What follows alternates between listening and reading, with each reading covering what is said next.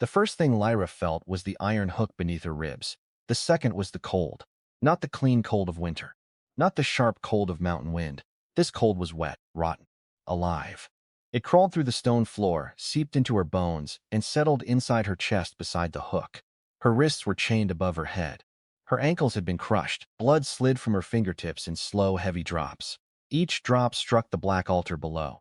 Each drop made the runes glow brighter. Around her, the beastmen cheered, wolf warriors, lion nobles, serpent priests, eagle guards perched along the broken pillars.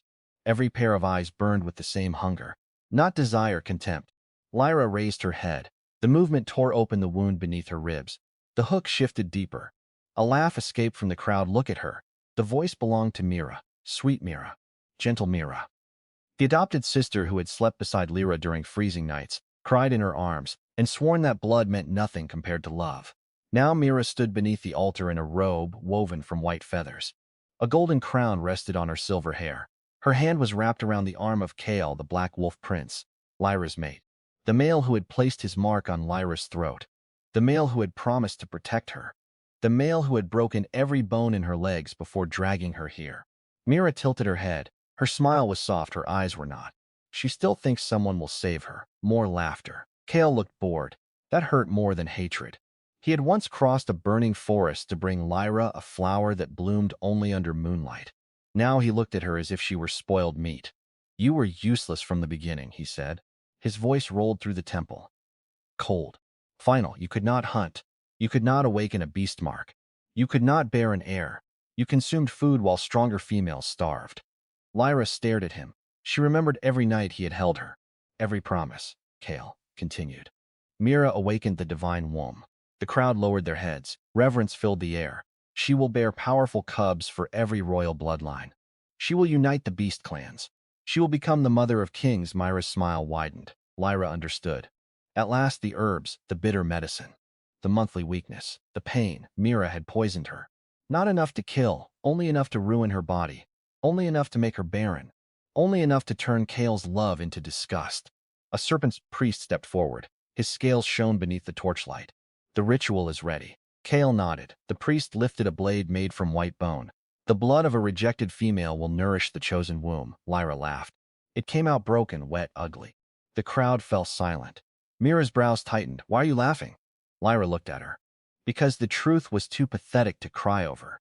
Because she had given them everything. Because they had mistaken kindness for weakness. Because she had spent years begging monsters to treat her like a person. Nothing, Lyra whispered. Mira climbed the steps. Her feathered robe dragged through Lyra's blood. She stopped close enough for Lyra to smell the sweet oil on her skin. The same oil Lyra had once made for her by hand. Mira leaned closer. I was afraid you would discover it. Lyra said nothing. The medicine. The false healers, the miscarriages. Her voice became softer, crueler. You were never barren. Something inside Lyra stopped. Mira watched her face carefully. She wanted the pain. She had waited for it. She deserved to see it. I made you barren. Lyra's breath left her. I needed Kale to hate you. I needed the elders to call you cursed. I needed everyone to believe your womb was dead. Kale looked away. He knew, of course he knew. Perhaps he had always known. Lyra turned toward him. For the first time, unease crossed his face. It vanished quickly. He lifted his chin. You should have understood your place. Those words broke the final chain inside her. Not the iron chains, something older, softer. More foolish. The part of her that still remembered him as the male beneath the moonlit tree. The part of her that wanted an explanation.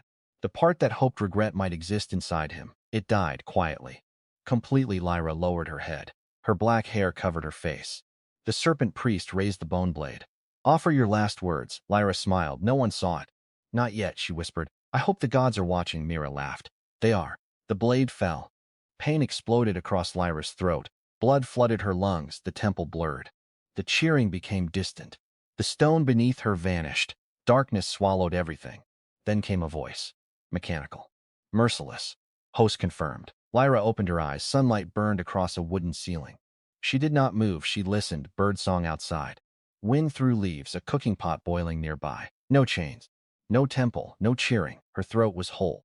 Her ribs were unbroken. Her ankles did not scream. Lyra slowly lifted one hand. Thin, clean nails. A pale scar across the palm. She knew that scar. She had received it while climbing the red cliffs before entering the wolf territory.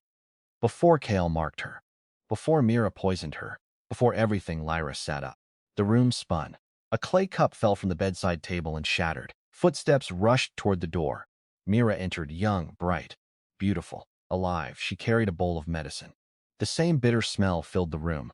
For one breath, Lyra saw the feathered robe, the golden crown, the white bone blade. Then the vision disappeared. Mira hurried forward. "Sister, you are awake." Her eyes filled with perfect concern. Her hands trembled with perfect tenderness. Her voice cracked in the perfect place. "You frightened me." Lyra looked at the bowl. The poison had already begun. This was the day Mira first brought her the fertility tonic. The day Lyra thanked her. The day Lyra drank every drop. The day her body began to die.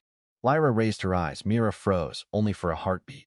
Something in Lyra's gaze had changed. No warmth, no confusion, no trust, just stillness deep and black as a grave. Then Lyra smiled, weak, gentle. Mira relaxed. "You must drink while it is warm." Lyra accepted the bowl. The voice returned inside her mind. Reward system activated. Core rule detected. Host exists in a beast-dominated reproductive world. Primary reward condition established. Pregnancy achieved within 3 days will trigger sovereign mother authority. Lyra's fingers tightened around the bowl. The voice continued. Upon successful conception, all adult beastmen below divine rank will experience compulsory bloodline suppression in the host's presence. Potential rewards include enhanced fertility, bloodline theft, trait absorption, offspring evolution, territorial blessing, loyalty domination, and maternal immortality. Lyra stared into the dark liquid. 3 days. In her previous life, she had believed pregnancy would save her relationship. She had prayed for a child, begged healers, endured mockery. Now pregnancy was no longer a plea. It was a weapon, a throne, a collar for every arrogant male who had ever looked down on her. Mira touched her shoulder. "Sister?" Lyra lifted the bowl to her lips. Mira watched closely, too closely. Lyra drank. Every drop, Mira's eyes flashed with satisfaction. The poison touched Lyra's tongue. The system spoke. "Foreign toxin detected. Would the host like to absorb it?" Lyra answered silently. "Yes." Heat spread through her stomach. The poison vanished, not neutralized. Consumed. Trait acquired. Venom resistance awakened. Minor fertility damage reversed. Residual toxin converted into reproductive vitality. Lyra nearly laughed. Mira had brought poison. Mira had fed her power. How generous. Lyra placed the empty bowl down. "Thank you," she said. Mira smiled. "You are my only family." The lie was flawless. Lyra reached out and squeezed her hand. Mira's skin turned cold. "You are mine too," Lyra whispered. "Mine to watch. Mine to ruin. Mine to keep alive until begging became more painful than death." A horn sounded outside, low, powerful. The wolf hunting party had returned. Mira turned toward the window. Excitement lit her face before she hid it. Kale was among them. This was also the day Lyra first met him. In the old life, she had seen a wounded black wolf carried through the village gates. She had used her last healing herb to save him. She had stayed beside him through fever. He had opened his eyes and called her his moon. She had thought fate had arrived. Now she knew fate was only a knife wearing flowers. Mira stood. "I should check the village square." Lyra watched her. "You want to see the wolf warriors?" Mira blushed. The performance was immediate. "I only want to help, of course." Mira had always wanted Kale. Even then, especially then, Lyra had simply reached him first. Mira stepped toward the door. Lyra called after her. "Take the remaining healing herbs." Mira stopped. Surprise flickered across her face. Those herbs were rare, precious. In the old life, Lyra had guarded them carefully. Mira turned. "You might need them. I feel much better." Lyra smiled. "Give them to the most injured warrior." Mira's eyes shone. She thought Lyra was being foolish again. She thought she had been handed the perfect chance. She thought she could save Kale first. She thought she could steal the beginning of their story. Lyra lowered her gaze to hide her amusement. "Go," she said. Mira rushed away. The door closed. Silence. Lyra stood. Her legs trembled from weakness, but they obeyed. She crossed the room and opened the wooden chest beneath the window. Inside lay simple dresses, a stone knife, dried roots, a pouch of copper shells. Nothing valuable. Nothing powerful. Nothing capable of changing her fate. Not without the system. "Display potential conception targets," Lyra ordered. A translucent red screen appeared. Names filled the air. Kale, Black Wolf bloodline, high compatibility. Severe betrayal risk, moderate offspring potential. Discard. Lyra did not hesitate. Another name appeared, Ronan. Golden Lion bloodline, high authority, extreme pride. Political danger. Another. Seth, ancient serpent bloodline. Rare venom affinity. Hidden infertility curse, useful, not ideal. Another, a name burned brighter than the rest, Orion. Unknown bloodline. Unknown species. Absolute compatibility. Divine offspring probability. Location sealed beneath the Ashen Mountain. Target classified as catastrophic. Lyra stared. In her previous life, Ashen Mountain had been forbidden. The elders claimed an ancient monster slept beneath it. A beast so cruel that entire clans had sealed him away. Years later, when the eastern tribes invaded, Kale had tried to break the seal and enslave the creature. He failed. Half the wolf army vanished in a single night. No bodies were found, only black ash. Lyra touched the glowing name. Explain Sovereign Mother Authority. The system answered. Once the host conceives, compatible males will experience instinctive submission proportional to bloodline difference. And Orion? Insufficient data. Will he kneel? A pause. For the first time, the system hesitated. Lyra smiled. Good. A weapon that came already tamed was useful. A weapon that could destroy the world was better. She changed into a dark traveling dress, wrapped dried meat in cloth, took the stone knife. Then she removed a loose floorboard. Beneath it rested a small black key. She had found it as a child near Ashen Mountain. She never knew what it opened. In her previous life, Mira stole it shortly before the Eastern invasion. Now Lyra understood. The key was warm. It pulsed like a heartbeat. The system reacted. Seal key detected. Path to target unlocked. Outside, the village erupted in cheers. The hunters had entered the square. Kale would be there, wounded, proud, beautiful, waiting for Lyra to save him. Mira would reach him first. She would offer the herbs. She would expect gratitude. Perhaps Kale would mark her. Perhaps they would begin their love story early. Lyra wished them happiness, a short happiness, a poisonous happiness, the kind that swelled before bursting. She opened the back door. The forest waited. Silver mist. Distant mountains stained red beneath the setting sun. 3 days. That was all she needed. 3 days to reach the sealed monster. 3 days to conceive a child. 3 days to turn every beast king, warrior, priest, and arrogant male into trembling creatures beneath her shadow. Lyra stepped into the forest. Behind her, the village horn sounded again. A male voice shouted her name. Kale, he had awakened. He was asking for the female healer. In the old life, Lyra had run to him. This time she did not turn around. Her smile sharpened. Let Mira have him. Let her drink from that beautiful, poisoned cup. Let Kale believe he had escaped a useless female. Let the clans laugh. Let the nobles sneer. Let them enjoy the final hours in which they could still stand straight before her. Lyra walked toward Ashen Mountain, toward the thing even kings feared, toward the father of a child that might crush the laws of the beast world, toward her throne. Behind her, the first thread of fate snapped. Ahead, something beneath the mountain opened its eyes. And for the first time in countless ages, the darkness smiled back. The forest did not welcome Lyra. Branches clawed at her sleeves. Thorns tore thin red lines across her hands. The ground dropped without warning beneath wet leaves and black roots. Ashen Mountain watched from the horizon. Its peak was hidden behind a ring of gray clouds. No birds flew above it. No smoke rose from it. No living creature moved near its slopes. That silence frightened ordinary people. Lyra found it comforting. Silence did not lie. Silence did not promise loyalty before sharpening a knife. By nightfall, her boots were soaked. Her breathing had grown shallow. The village behind her had already vanished beneath the trees, but the echoes of its celebration still lived inside her memory. Kale returning in triumph. Mira kneeling beside him. The healing herbs pressed against his wound. The elders praising Mira's kindness. Perhaps Kale had already looked at her with gratitude. Perhaps fate was rebuilding the same cage with a different prisoner inside. Lyra hoped so. She wanted Mira to receive everything she had stolen. Every promise, every embrace, every betrayal. The system pulsed inside her mind. Time remaining before optimal reward window closes. Less than 3 days. Lyra kept walking. Display the shortest path. A red line appeared between the trees. It twisted around ravines, crossed a dead marsh, and ended at the base of the mountain. The direct route was brutal. The safe route was impossible. Lyra chose brutal. Near midnight, she reached the dead marsh. A gray mist covered the water. Rotten trees stood like drowned corpses. Something moved beneath the surface. Large, slow, hungry. Lyra stepped onto a fallen trunk. The wood groaned. The water shifted. A long black snout rose beside her. Rows of jagged teeth opened. The beast lunged. Lyra did not scream. She twisted. The jaws closed around the edge of her dress. The creature dragged her sideways. She stabbed the stone knife into its eye. The blade snapped. The beast roared. Its tail smashed the trunk apart. Lyra fell into the marsh. Cold mud swallowed her waist. The creature turned. One eye bled.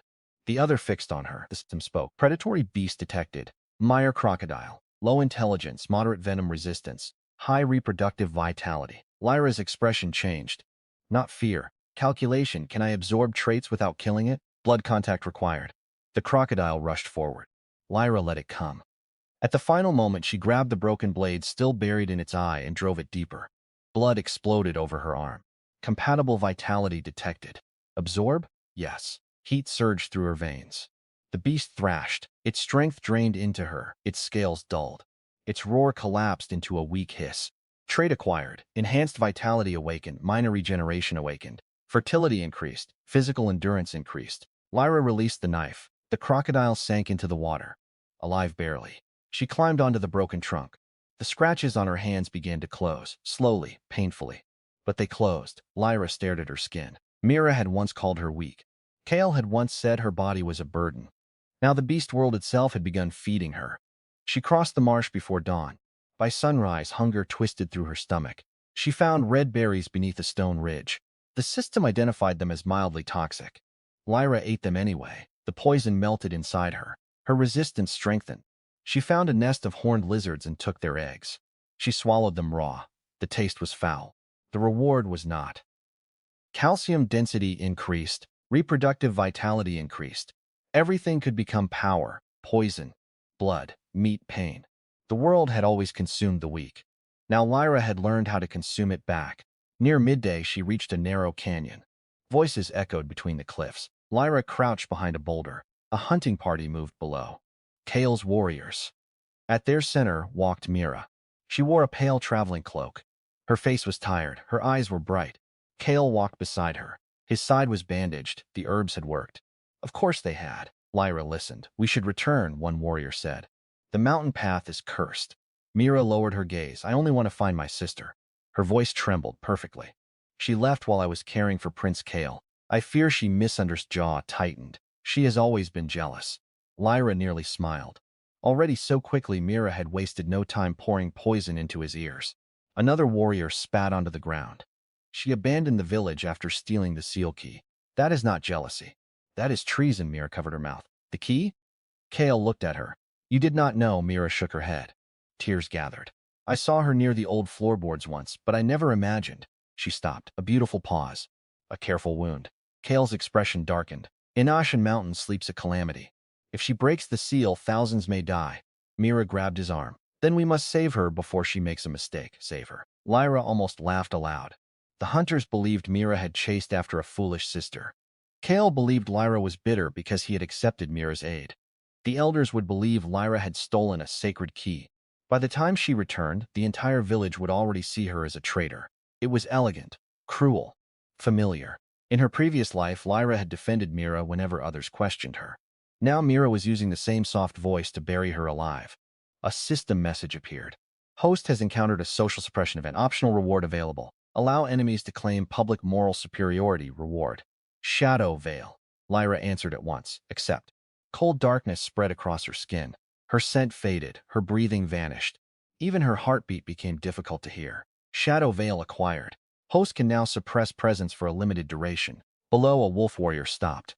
He sniffed the air. Kale turned. What is it? Nothing. The warrior looked uneasy. I thought someone was watching us. Mira glanced toward the rocks. Her eyes passed directly over Lyra. Lyra remained still. Let them search. Let them chase. Let them tell themselves they were heroes. She waited until the party moved deeper into the canyon. Then she followed from above. Kale's group had horses, weapons, food, and experienced trackers. Lyra had none of those things. Yet the red path led her faster. The system guided her through hidden cuts in the stone. It showed her unstable ledges before they collapsed. It marked poisoned insects. It revealed springs beneath moss. By evening, she had passed the hunters. She reached the first seal gate alone. Two stone pillars stood beneath a cliff. Chains as thick as tree trunks crossed the entrance. Ancient symbols covered every link. The black key pulsed in Lyra's hand. A voice came from behind her. Sister. Lyra turned. Mira stood between the rocks, alone. Breathing hard, her cloak was torn. For a moment, the mask was gone. No tears, only anger. Then Mira smiled. You walk faster than I expected. Lyra looked past her. Where is Kale? Searching the lower trail. You left him? I told him I heard you crying. Mira approached. You should come back, Lyra said nothing. Mira sighed. Everyone is worried. Still nothing. The silence irritated her. Her smile tightened. You stole a sacred key. Kale is furious. I see. You embarrassed him. You should apologize. Lyra tilted her head. For walking? For making him chase you. Myra's eyes hardened. You do not understand males like him. Pride matters. Respect matters. A female survives by knowing when to lower her head. There it was. Not the full monster, only a glimpse. Lyra held out the black key. Mira froze. She had expected denial, fear. A distraught surrender. Lyra watched greed flash across her face. Myra hid it beneath concern. That key is dangerous, then take it. Sister, I only want to protect you. Of course. Lyra stepped closer. She placed the key in Myra's palm.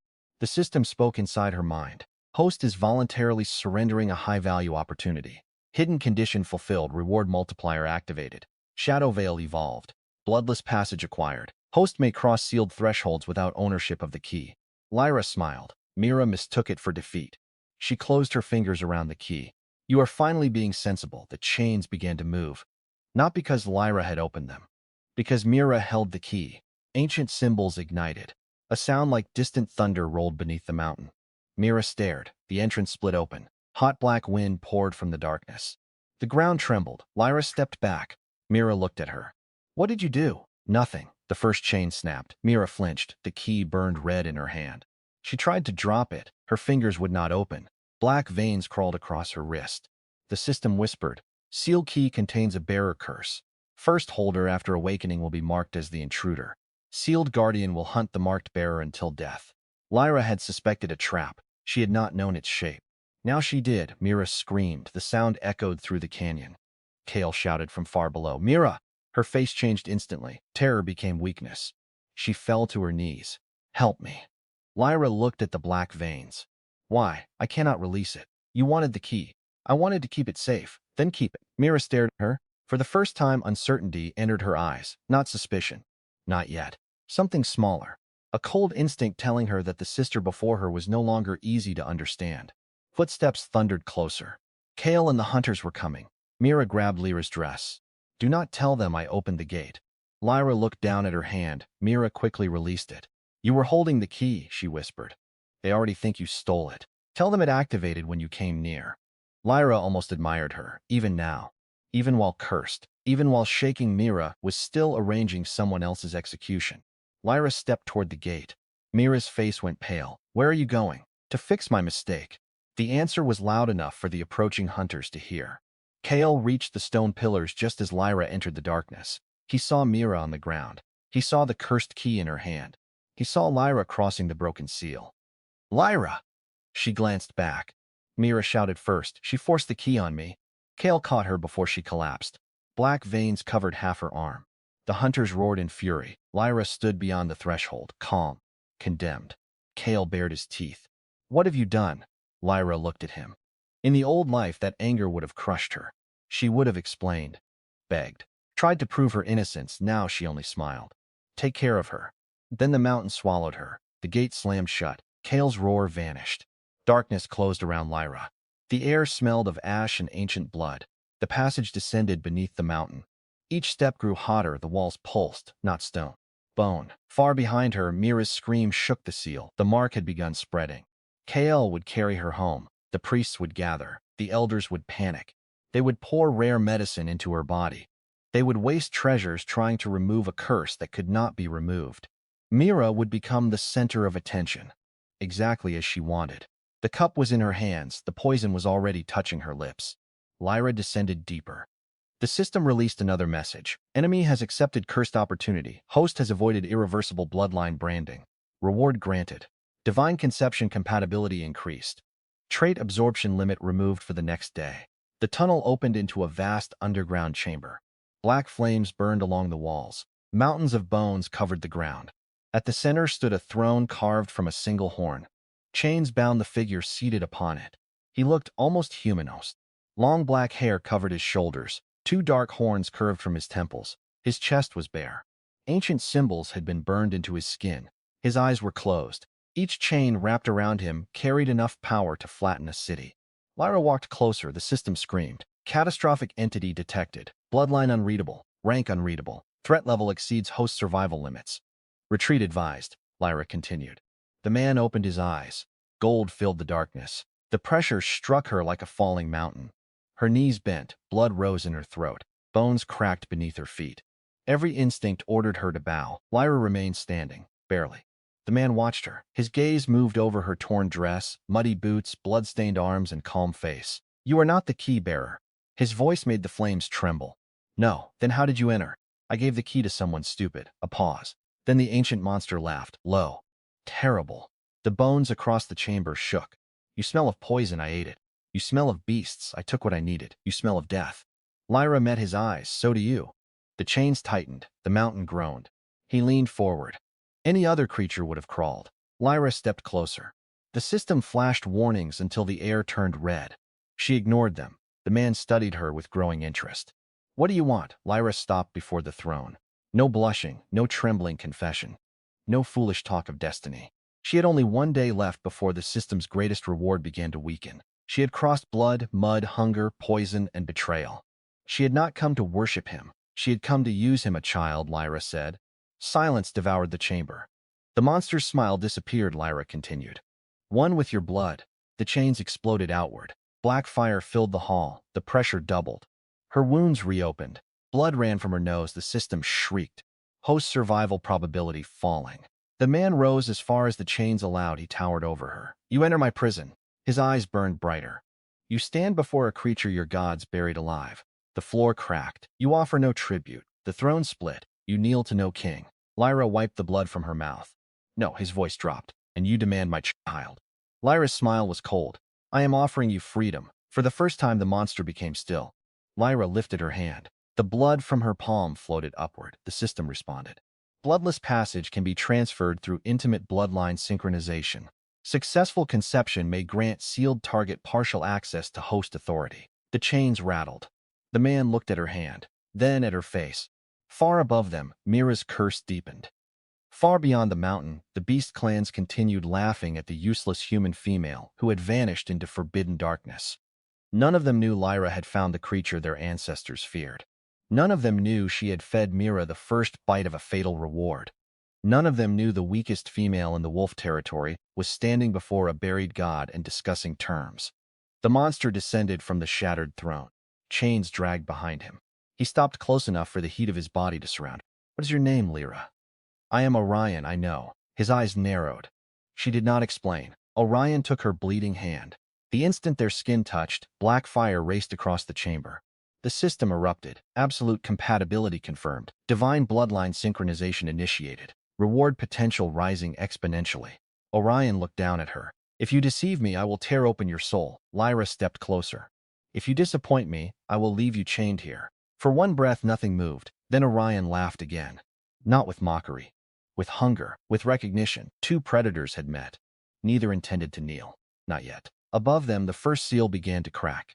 Inside Lyra, the system opened a hidden reward vault. And in the village, Mira woke screaming as black scales pushed through the skin of her cursed arm. Orion did not touch Lyra again until the chains stopped screaming.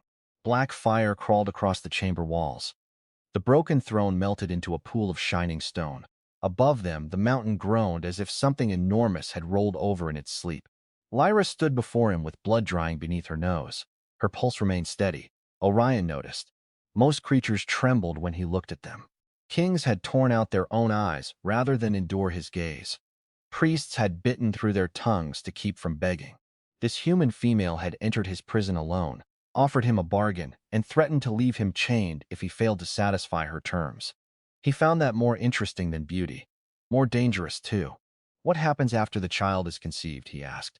Lyra lowered her hand. You gain access to my authority. What authority? The kind that can cross seals. His expression hardened. You do not understand what binds me. I understand enough. No. Orion lifted one chained wrist. The symbols burned into his flesh, ignited. The chamber shook.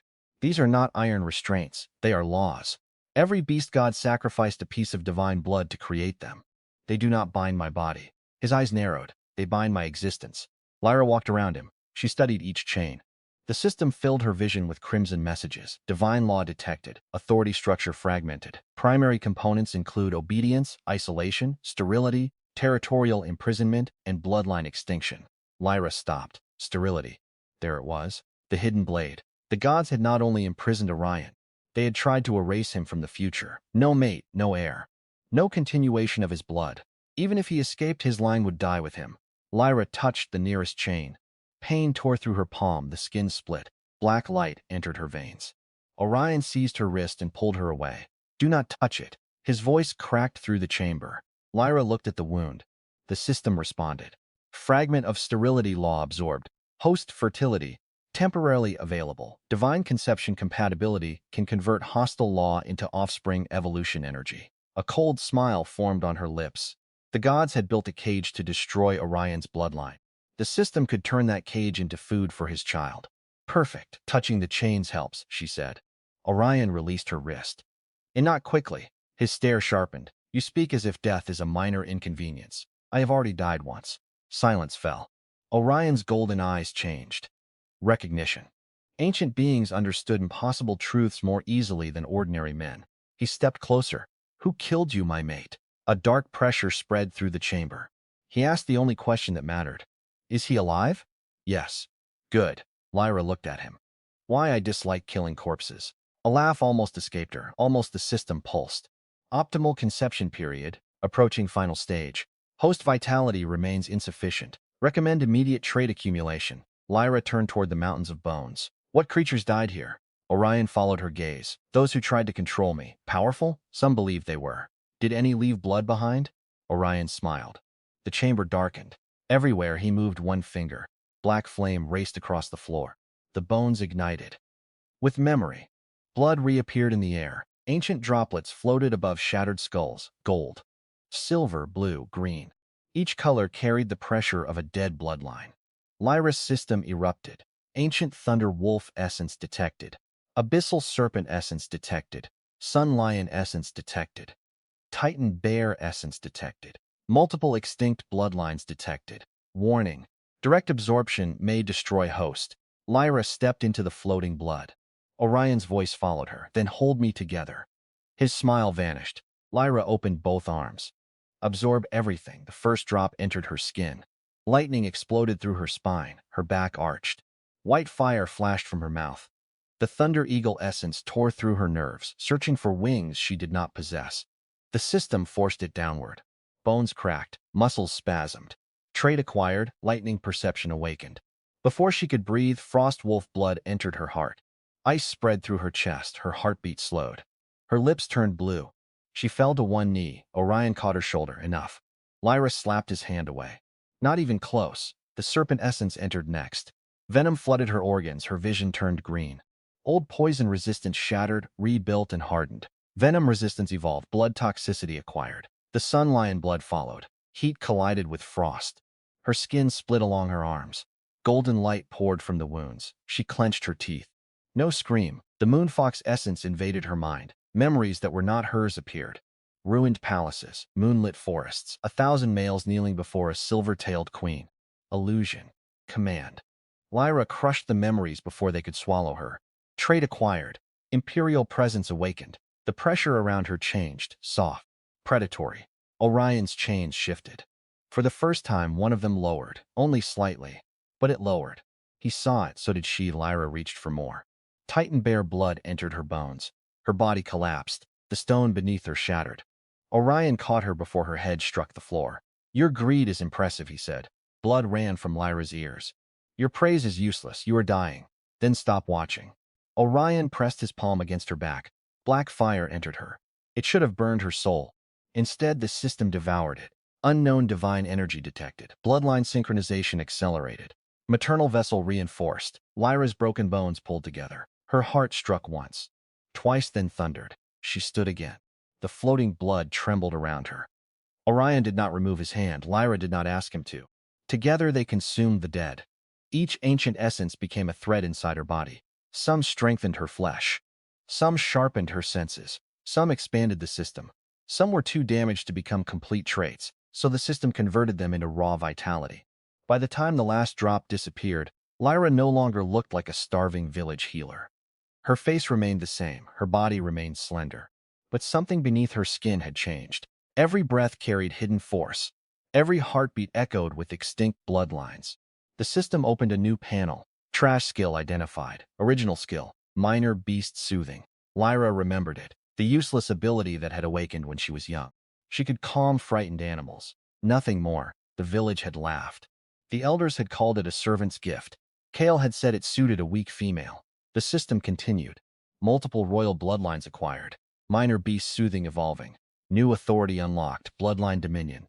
Lyra lifted her hand. The chamber answered. Bones shifted. Flames bowed. Far inside the tunnels, hidden creatures lowered their heads. Even Orion's black fire bent toward her palm. Not his will, only the wild energy leaking from him. Still his eyes narrowed. Lyra closed her fingers. The fire died. A skill mocked as useless had become command over beast blood itself. She could feel every creature beneath the mountain. Ash worms burrowing through stone. Blind bats hanging in cracks. Armored rats feeding on divine bones. Deeper still, she sensed sealed beasts sleeping behind forgotten doors. Weapons. Guardians, an army waiting for a master. Lyra turned toward the nearest tunnel. Kneel. The word left her quietly. The mountain shook. Thousands of hidden creatures dropped to the ground at once. Orion stared into the darkness. Then he laughed. So that is your throne. Not yet. Lyra walked toward one of the sealed doors. The chains on Orion stopped her after several steps. He could not follow farther. She examined the door. A carving showed a horned beast surrounded by kneeling warriors.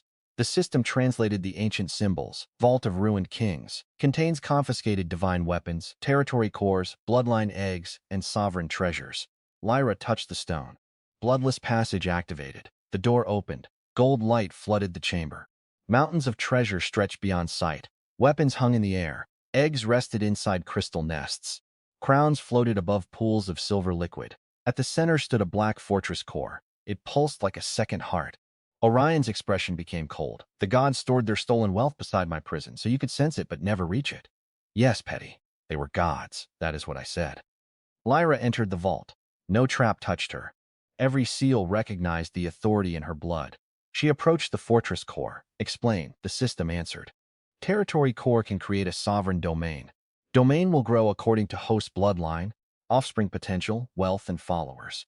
Current construction options include underground citadel, mountain fortress, hidden palace, or mobile beast sanctuary. Lyra chose the mountain fortress. The core melted into her palm. A wave of power spread outward. Stone groaned, tunnels widened, walls rose from the earth. Black towers pushed through the mountain interior. Ancient chambers connected. Lava channels became furnaces. Underground rivers changed course. The prison transformed around Orion, not destroyed. Claimed, the chamber became the heart of a fortress. Dark bridges crossed bottomless ravines. Storehouses formed behind sealed gates. Training halls emerged from solid rock. Living quarters appeared around warm springs. Gardens of pale medicinal plants unfolded beneath artificial moons. At the highest point inside the mountain, a palace grew. Its throne room faced the eastern valley through a wall of black crystal. The fortress was not complete, but it lived. The system spoke again. Sovereign domain established. Name required. Lyra looked at Orion, the hollow crown. The name settled into the stone. Every wall accepted it. Every creature beneath the mountain felt it. One by one, they crawled from hiding. Ash wolves. Wingless drakes. Venom moths. Iron beetles larger than horses. They gathered beneath the palace bridge.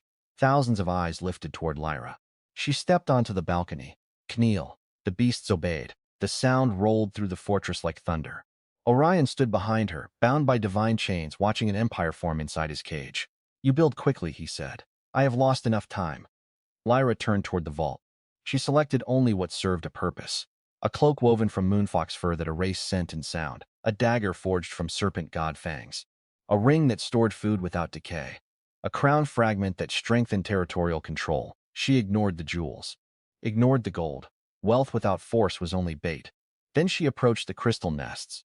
One egg burned red, another pulsed blue, a third was covered in black scales. The system identified them. Phoenix remnant. Void dragon remnant. All incomplete, all believed extinct. Lyra placed her hands above them. Bloodline Dominion spread. The eggs trembled. Cracks appeared. 3 small creatures emerged. A red bird with burning feathers. A blue serpent with translucent fins. A black dragon no larger than a cat. They opened their eyes. Saw Lyra. Then lowered their heads. Maternal imprint established. Divine beast retainers acquired. The phoenix perched on her shoulder. The leviathan curled around her arm. The dragon climbed onto the broken crown fragment and yawned. Orion looked offended. That dragon once devoured a god's hand. It is small, it will not remain small, neither will I. The system pulsed once more. Follower capacity unlocked. Host may establish bloodbound disciples. Lyra considered the village. There had been a few who never mocked her. An old huntress named Sarah who had secretly brought food when Kale's family starved her. A mute fox girl called Nia who cleaned the healer's hut. A crippled bear cub abandoned by his clan. People the powerful had already thrown away. Useful people, hungry people. People who understood that mercy was rare and loyalty had a price. Lyra marked their names through the system. Invitation sigils created. 3 black feathers formed in her hand. They vanished into the air. By the next night, the first sigil reached Sarah. The old huntress was hiding inside a ruined shed after refusing an elder's command to hunt Lyra. A black doorway appeared before her. A message burned across the darkness. Enter and live under the hollow crown. Remain and die beneath the wolf elders. Sarah entered without hesitation. She appeared in the fortress courtyard holding a broken spear. The ash wolves surrounded her. Lyra stood above them. Sarah looked up. Her weathered face tightened. You are alive, yes. They said you opened the mountain to destroy us. They lie, I know. That answer earned her place. Lyra descended the stairs. Sarah lowered herself. Lyra touched her forehead. Bloodline Dominion awakened the dormant trait hidden inside the old woman. Silver markings spread across Sarah's skin. Her bent spine straightened. Her gray hair darkened. The broken spear repaired itself under moonlight. Moon Huntress bloodline awakened. Sarah stared at her hands. Tears formed. Lyra turned away before gratitude became a speech. Train the beasts. Sarah smiled through the tears. Yes, my queen. Nia arrived next. The mute fox girl carried nothing. Bruises covered her neck. Mira had accused her of helping Lyra escape. The wolf guards had beaten her for answers she did not possess. When Lyra touched her forehead, 9 shadows bloomed behind her. Silent fox bloodline evolved. Shadow assassin potential unlocked. Lyra lifted her chin. No crawling here. Nia's eyes shook. Then hardened she stood. The bear cub arrived last. One leg dragged behind him. Hunger had hollowed his cheeks. He looked at the food tables and began to tremble. Lyra placed meat in his hands. He devoured it. Only after the 3rd plate did she awaken his bloodline. His crippled leg cracked, reformed, his small frame expanded. Dense brown fur covered his arms. The floor broke beneath his feet. Titan bear bloodline restored. The cub stared at Lyra as if she had created the sun. She gave him a training hammer. Grow strong, he hugged it to his chest. I will crush everyone who hurts you. Lyra walked past him. Crush whoever I point at. Yes. The hollow crown grew. Sarah trained the beast army. Nia mapped the mountain tunnels. The bear cub guarded the vault. The phoenix fed flames into the forges. The leviathan filled underground reservoirs with healing water. The void dragon slept on stolen crowns and grew larger each hour. Lyra converted divine treasure into walls, weapons, food, medicine, and power. Nothing remained decorative. Everything became useful. Above the mountain, the wolf territory celebrated a different empire. Mira returned in Kale's arms. The cursed scales had spread across her shoulder, but the priests hid them beneath silk. Kale announced that Mira had risked her life to stop Lyra from releasing the calamity.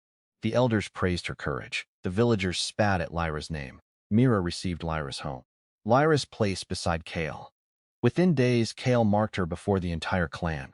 Mira smiled as the crowd cheered. She believed she had won. At night, the curse burned. Black scales crept across her chest. Whispers filled her dreams. Something from the broken seal was hunting the key-bearer. The priests told her it was temporary. Kale promised to find a cure. The elders brought rare medicines. Mira accepted all of it. More attention, more gifts. More power. The poisoned cup tasted sweet. She drank deeper. Inside the hollow crown, Lyra stood before Orion. The final chain of sterility law glowed between them. Her vitality had reached its peak. The reward window was closing. Orion touched her face, his chains pulled tight. Once this begins, the gods will feel it. Good, they will know my bloodline survived. Good, they will send armies. Lyra looked through the black crystal wall. Thousands of beasts trained below. Divine weapons filled the armories. A hidden empire breathed inside the mountain. Her former enemies were still laughing, still stealing, still dreaming. They did not know the storm had already conceived its first heartbeat. Lyra turned back to Orion. Let them come, the fortress lights died. Black fire covered the palace. The chains roared. The sterility law cracked. The system released one final message into the darkness. Divine conception initiated. Sovereign mother awakening imminent. Far away, Every beastman in the wolf territory suddenly felt a pressure in his blood. Kale dropped his wine cup. The elders stopped laughing. The warriors touched their throats. For one terrifying heartbeat, their knees weakened. Then the sensation vanished. Mira clutched her cursed stomach. A scream rose inside her chest. She did not understand why. But deep beneath Ashen Mountain, a new life had begun. And every male in the beast world had taken the first invisible step toward kneeling. The first scream came from the lion capital. It tore through the dawn before the bells could ring. A golden tower split from top to bottom. Fire poured through the crack, not red fire. Black fire, the color of a sky after the gods had died. Citizens stumbled into the streets wearing silk robes and jeweled chains. Nobles shouted at servants. Guards raised spears. Priests climbed the temple stairs and demanded the heavens answer. The heavens remained silent. Then the ground opened. A claw larger than a palace pushed through the marble road. It crushed a line of royal soldiers beneath one finger. Blood sprayed across the statues of dead kings. The statues began to melt. Across the beast world, ancient seals broke at the same moment. Beneath the serpent swamps, a buried mouth awakened and swallowed an entire fortress. Above the eagle cliffs, a winged corpse tore free from the glacier and blotted out the sun. Within the wolf territory, every well turned black. Livestock collapsed, trees twisted. The river began flowing backward. The priests called it divine punishment. The elders called it a temporary disaster. The warriors called for order. Then the monsters arrived. They came from the forest in waves. Bone stags with human teeth, blind wolves covered in mouths, centipedes long enough to wrap around village walls. Creatures that had been buried when the first beast kings were still crawling through mud. They did not attack randomly. They followed a scent. The scent of the key-bearer. Mira woke with black scales covering half her body. She screamed until blood tore from her throat. Kale burst into her chamber. He saw the scales. He saw the black veins around her heart. He saw the seal key fused into her palm. For the first time since meeting her, disgust crossed his face. Mira noticed. That hurt more than the curse. She pulled the blankets over herself. "Do not look at me." Kale stepped back. Only one step. But she saw it. "What is happening?" he demanded. "I do not know you." Said Lyra forced the key on you. She did. You said the priests could remove it. They lied. The temple wall exploded. Stone filled the room. A guard flew through the doorway without his head. Behind him crawled a creature made from stitched wolf corpses. Every face along its body was still alive. Every mouth whispered the same word. Bera froze. The creature turned toward her. Cal shifted into his black wolf form. He lunged. His claws tore through dead flesh. The monster split open. A cloud of black insects burst from its body. They covered Kale. Mira ran. She did not help him. She did not call for guards. She threw herself through the broken wall and fled into the courtyard. Outside, the wolf village had become a slaughterhouse. Warriors fought in the streets. Females dragged children toward the temple. The elders stood behind a barrier, ordering commoners to hold the monsters back. The barrier protected only the noble district. Mira reached it first. "Open it." The elders looked at her cursed body. Their faces changed. The oldest priest lifted his staff. "She carries the mark." Mira struck the barrier. "Open it. The calamity follows her. I am the future mate of your prince. You are the saved, all of you." A centipede smashed through the outer wall. Houses collapsed beneath its legs. The villagers screamed. The priest's voice became cold. "Take her away from the barrier." Mira stared at him. Only days ago, he had knelt before her. He had called her the blessed female. He had promised her a crown. Now he looked at her like rotten meat. Two guards approached. Mira backed away. "You cannot touch me." They seized her arms, clawed the other. Kale emerged from the ruined chamber behind her. Black insects still burned across his fur. He shifted back into human form. Myra reached for him. "Kale." He stopped. The centipede turned. Every eye along its body focused on Mira. The stitched wolf monster crawled from the rubble. Bearer. More creatures entered the village. All of them faced her. Kale understood. His expression emptied. Mira saw the decision before he spoke. "No." She shook her head. "Kale, no." He grabbed the back of her neck. "Lyra did. She is dead. She is not." The words escaped too quickly. Kale's grip tightened. "What?" Mira began to cry, real tears this time.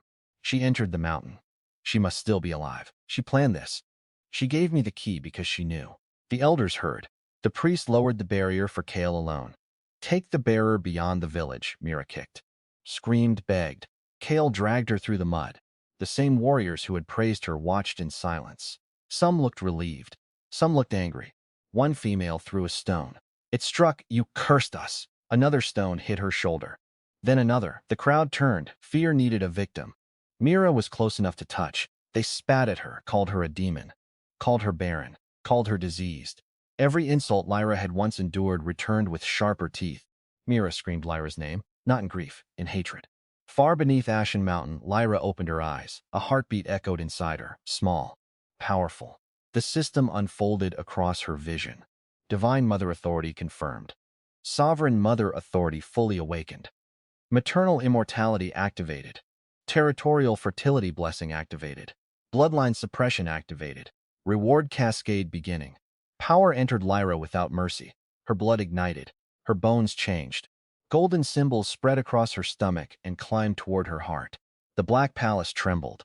Every beast inside the hollow crown dropped to its knees. Sarah lowered her spear. Nia bowed her head. The young Titan bear pressed both fists against the floor. The phoenix folded its burning wings. The Leviathan curled around the throne. The void dragon flattened itself beneath Lyra's feet. Even Orion's chains sank toward the ground, one after another, slowly. Violently, he remained standing barely. His jaw tightened. A thin line of blood appeared beneath one eye. Lyra rose from the black bed. Orion watched her. The pressure between them shook the palace. "You are enjoying this," he said. "Yes, you expected me to kneel. I expected you to resist." The final chain around his chest cracked. Orion laughed. Then one knee touched the floor. Not submission. Recognition. The buried god bowed his head to the mother carrying his blood. The entire mountain roared. The system opened every sealed gate. Divine weapons flew from the vault. Armor formed around the beast army. The fortress core released a wave of black light across the eastern lands. Where it passed, dying crops stood upright. Dry wells filled, wounded beasts healed. Pregnant females felt their cubs strengthen. The abandoned, the starving, and the hunted looked toward Ashen Mountain. A doorway appeared before each of them. Enter and live. Remain and kneel beneath fools. Thousands entered, fox slaves. Bear miners, wingless eagle outcasts, serpent females sold by their clans. Wolf cubs discarded for weak bloodlines.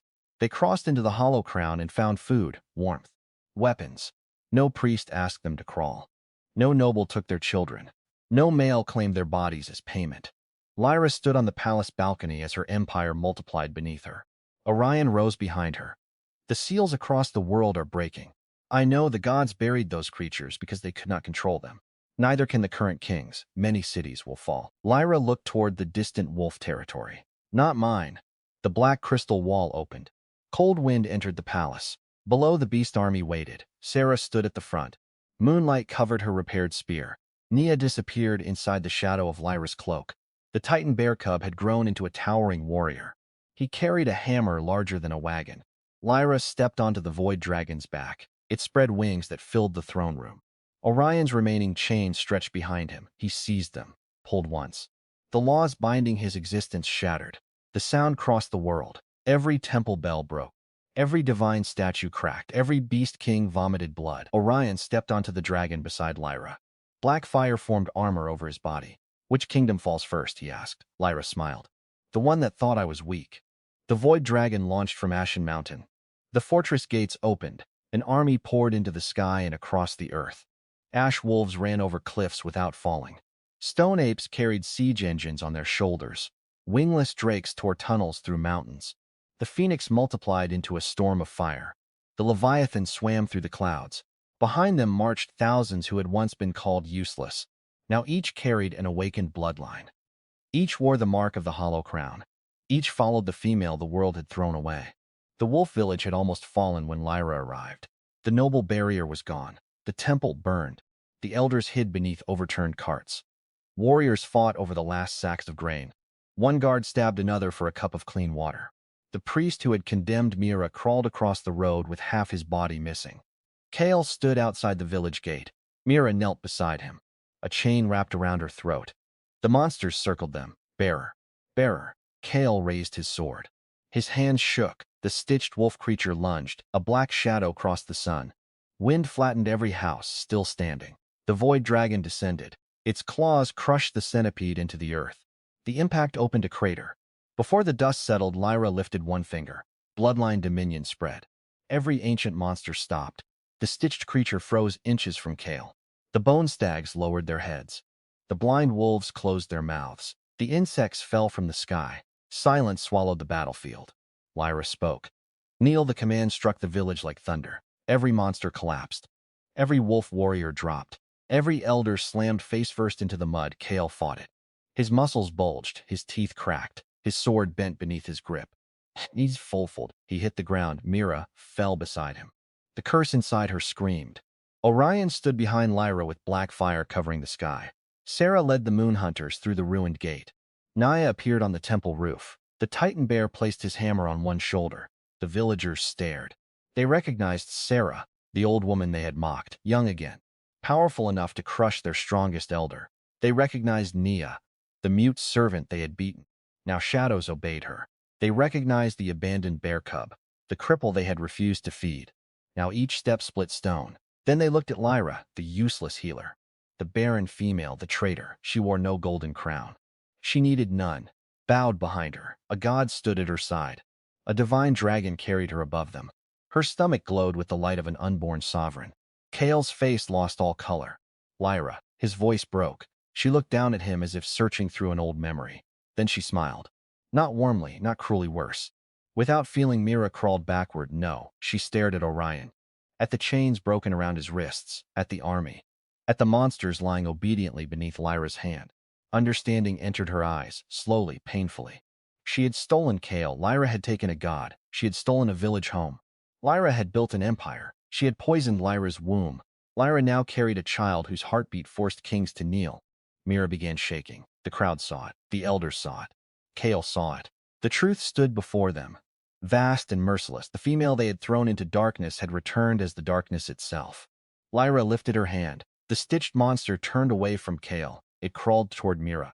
Mira screamed. Kale reached for Lyra's foot. Please. She looked at his hand, the same hand that had broken her legs, the same hand that had held Mira while Lyra bled to death. Lyra stepped beyond his reach. The monsters waited. The army waited. The entire ruined clan waited. She sat upon the throne formed by the void dragon's lowered head. Orion stood beside her. Black wine appeared in a silver cup. Lyra took one slow drink. Then she looked at the kneeling world. Now, she said, we discuss what each of you deserves. No one answered. The ruined village had forgotten how. Only the fire spoke. It chewed through wooden roofs. It hissed inside broken wells. It cracked the bones of those who had fallen too close. Lyra sat above them all. The void dragon lowered its head until the black scales formed a throne beneath her. Orion stood at her right. His presence crushed the air. Sarah waited at her left with her moon spear resting against one shoulder. Nia watched from the shadows. The Titan bear blocked the village gate. No one could enter. No one could leave. Mira remained on her knees. The cursed key had fused deeper into her palm. Black scales covered her neck, her chest, and one side of her face. Every breath made them scrape together. Kale knelt beside her. Blood ran from his clenched fists. He was still fighting Lyra's bloodline suppression. Still pretending resistance meant pride. Still believing strength could erase what he had done. Lyra swirled the black wine in her cup. Kale obeyed. Not because he wanted to. His body no longer cared what he wanted. His eyes met hers. For one brief moment, Lyra saw the male from her first life. The wounded wolf beneath moonlight, the soft voice, the warm hands. The promise that she would never be alone again. Then she saw the altar, the hook beneath her ribs, the boredom in his eyes, the sound of her bones breaking under his hands. The memory passed. Nothing else swallowed. Lyra, listen to me. She drank. He rushed on. Mira deceived us. Mira turned toward him, her face twisted. What? Kale ignored her. She manipulated the elders. She lied about the key. She used everyone. Mira stared at him as if he had struck her. You knew. Kale's ears flattened. She crawled closer. You knew about the medicine. I knew nothing. You held me while I prepared it. The crowd shifted. The elders looked at Kale. The villagers whispered. Mira laughed. The sound broke halfway through. You told me the dose was too weak. Kale seized her throat. The curse reacted. Black light burst from the key. The stitched wolf monster crawled forward. Bearer. Kale released her. Mira fell into the mud. She coughed. Then she looked up at Lyra. Desperation replaced rage. Sister. The word trembled. Careful. Soft, familiar. The same voice she had used beside the sickbed. The same voice she had used while offering poison. Lyra rested her cheek against one hand. Mira crawled closer. I was afraid. No one interrupted. I had nothing. You were loved by everyone. You were kind. You were beautiful. Even when people mocked your weak skill, they still trusted you. Tears cut pale lines through the dirt on her face. I thought Kale would choose you. He did, Lyra said. Only 2 words. They pierced deeper than a blade. Mira whispered. No, Lyra's gaze remained calm. You wanted what belonged to me. Mira shook her head. You do not understand. I understand perfectly. Lyra leaned forward. You wanted my herbs. Mira's lips trembled. My home, silence, my name. The curse spread across Mira's jaw. My mate, Kale lowered his eyes. My womb. Mira stopped breathing. You did not want happiness. You wanted proof that you could take mine. Mira's hands shook, Lyra continued. You wanted to stand where I stood. Her voice remained soft. You succeeded. Mira looked around, at the burning village, at the terrified crowd, at Kale kneeling beside her, at the curse devouring her flesh. Lyra raised her cup. This. No. Yes, no. This is what you stole. Lyra drank again, the betrayal. The stitched monster moved closer. The fear. A blind wolf lowered its mouth beside Mira's shoulder. The humiliation. The centipede remains twitched inside the crater. The moment when everyone who praised you decides your life is worth less than theirs. Mira covered her ears. Stop. Lyra's expression did not change. You begged for my fate. Stop, I am only giving it to you, Mira screamed. The cursed creatures answered. Their voices filled the village. Bearer, bearer, bearer. Mira threw herself forward. She caught the edge of Lyra's robe. Nia appeared instantly, a shadow blade pressed against Mira's throat. Lyra lifted one finger. Nia stopped. Mira clung to the cloth. We are family, Lyra looked down. The villagers held their breath. Mira pressed her forehead into the mud. You raised me. You fed me. You protected me. You said blood did not matter, I remember. Hope flashed in Mira's eyes. Lyra set down the wine. I also remember what used before the bone blade. Myra froze. Kale's face changed. Lyra repeated the words calmly. You were never barren. The air grew colder. I made you barren. Mira began shaking so violently that her teeth struck together. No, Lyra tilted her head. You wanted to see pain on my face. Mira released the robe. She crawled backward. Lyra's smile sharpened. Look carefully, looked. She found none. No grief, no hatred, no wound. Lyra had carried those things once. Then she had turned them into walls, weapons. An empire. Mira had wanted to live inside her sister's heart. Now there was no place for her there. Kale forced himself closer. Lyra, she looked at him. He bowed until his forehead touched the ground. The Black Wolf Prince, the proud heir, the male who once demanded every female lower her eyes. Now his voice came from the mud. I was wrong, Lyra waited. I was blinded by lies. Mira laughed bitterly. Kale spoke louder. I should have protected you. The elders nodded quickly. Some began crying. Kale looked up. Orion's black fire stirred. The villagers recoiled. Kale mistook silence for possibility. I will reject Mira. Mira turned toward him. He continued. I will expose her crimes. I will return your home. Your status. Sarah laughed, not loudly. That made it worse. Lyra looked across the ruins. My home? She pointed toward the burning hut where she had once slept. The roof collapsed. My status? She pointed toward the elders hiding behind dead guards. They lowered their heads. Everything? She gestured toward the Hollow Crown army filling the valley. Thousands of awakened beasts stood in perfect formation. Divine weapons shone beneath the black sky. Kale followed her hand, his mouth closed. Lyra leaned back. His breathing broke. I still love you. That earned a reaction. Not from Lyra. The buried god smiled. The temperature dropped. Kale's body flattened harder against the ground. Lyra watched him struggle for air. Then she raised one hand. Eased. Kale coughed. Lyra spoke. In my last life I asked whether you had ever loved me. Kale stared. The bone priest held the knife. His pupils shrank. Mira wore white feathers. He began shaking. You looked at me. Lyra's voice remained empty. And you said I should have understood my place. Kale's face turned gray. The elders whispered prayers. Lyra bent closer. So understand it now. She pointed toward the mud beneath him. That is your place. Kale collapsed. The final piece of pride left his eyes. He began to beg. Not elegantly. A prince. He promised loyalty. He promised war. He promised his clan. He promised his body. He promised his bloodline. He promised to become a servant. He promised to crawl forever. Lyra listened until the words became meaningless noise. Then she looked toward the elders. Your turn. They rushed forward. Old knees struck stone hands. Bowed. The oldest priest wept. We were misled. Lyra said nothing. We feared the calamity. Nothing. Lyra smiled faintly. The priest took that smile for mercy. He lifted his head. We always knew you possessed a pure heart. Sarah's spear moved. The blade stopped beneath his chin. He swallowed. Lyra repeated his only worms. The priest's lips parted. He remembered. He had said it before the village. He had said it while Lyra stood beside Kale, weak from poison, unable to defend herself. Lyra looked toward another elder.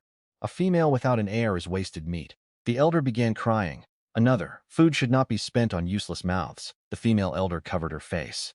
Lyra remembered every sentence, every laugh, every glance. She returned them one by one, no shouting, no rage, only precision. Each word landed exactly where it had once wounded her. By the end, the elders were no longer begging for forgiveness. They were begging her to stop remembering. Lyra rose. The void dragon lifted its head.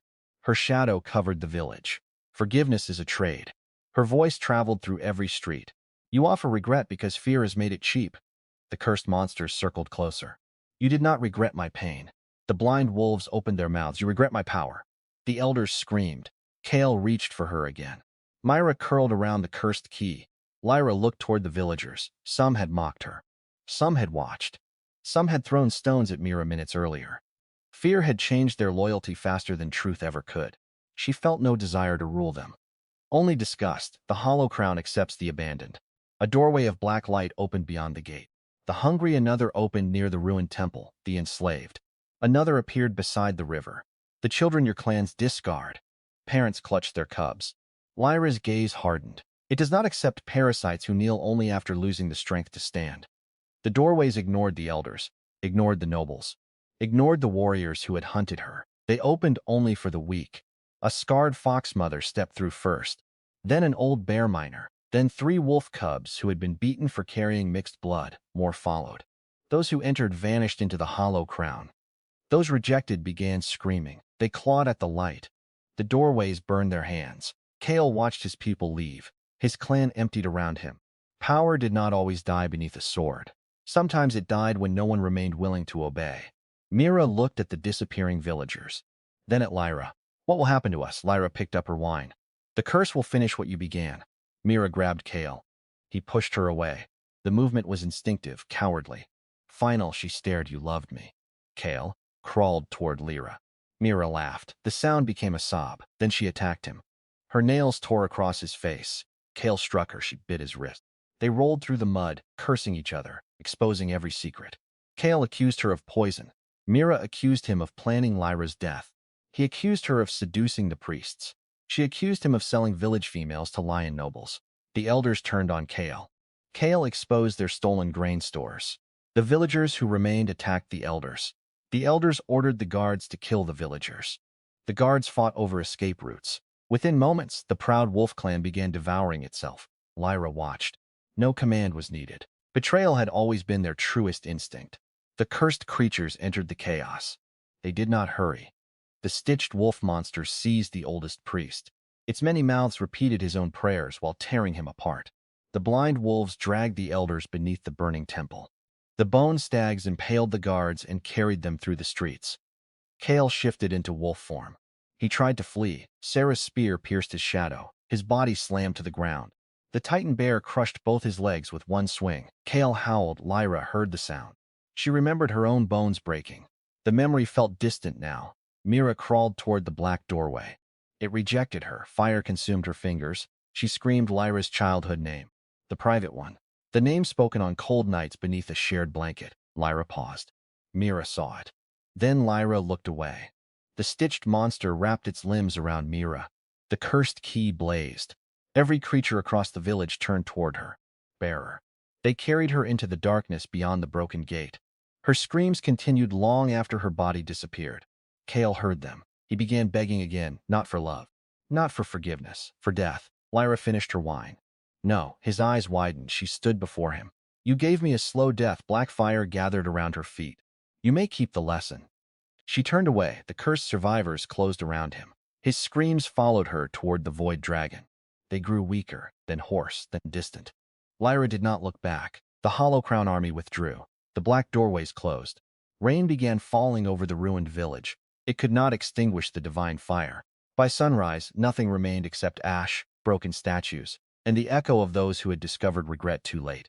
High above the valley, Lyra stood on the dragon's back. Orion watched the smoke below. Do you feel satisfied? Lyra placed one hand over the light within her womb. The unborn sovereign answered with a slow, powerful heartbeat. No, Orion smiled. Good. Ahead, divine armies gathered beyond the horizon. Kings fortified their palaces. Priests sharpened sacred blades. Gods whispered from cracked temples. They had felt Orion's chains break. They had felt Lyra's authority awaken. They had felt their bloodlines bow. The entire beast world was preparing to resist her. Lyra looked toward the rising sun. Behind her stood an empire built from everything the world had discarded. Beside her stood a god the heavens had failed to erase. Within her grew a child who would inherit every law meant to destroy them. She sat upon the throne formed by the void dragon's crown. The wind carried the final cries of her enemies into the distance. Lyra closed her eyes. Then she spoke to the trembling world. Cause and consequence are not justice. Her smile was cold. They are simply debts collected by whoever survives long enough to become the creditor.